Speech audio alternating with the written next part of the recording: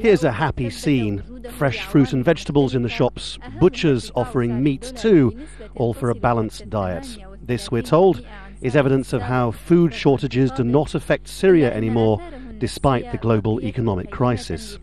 While that may be the reality as told by state TV, it's self-evident that elsewhere, war and displacement have created a full-blown crisis, and the failure of diplomacy is making it worse all the time. The latest expression of the Assad government's confidence is a standoff with the United Nations over the delivery of aid for 1 million people.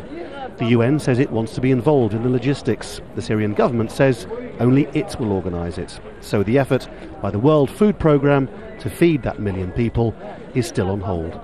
It's been a very slow process. The government have now agreed with our assessment of the numbers and in what needs to be done. What we now need to negotiate is the how.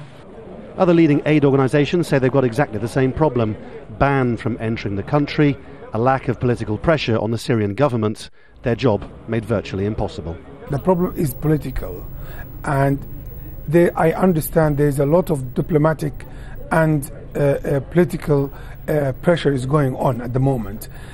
But this is not good enough in order to protect people. The medical relief effort seems to have exactly the same problem. Doctors Without Borders has issued these pictures of clinics burned down by soldiers, of local medics working in impossible conditions and under threat themselves. The organisation says it's been trying for months without success to get access to Syria, but is still banned. This, it says, is worse even than Somalia.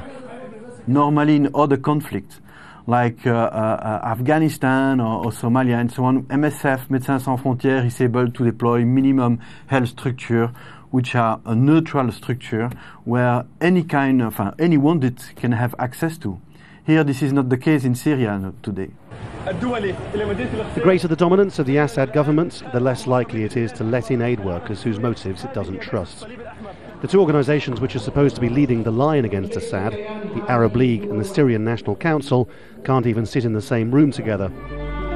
All of which allows Syrian TV to paint a picture of a country recovering from a crisis, building rather than falling apart.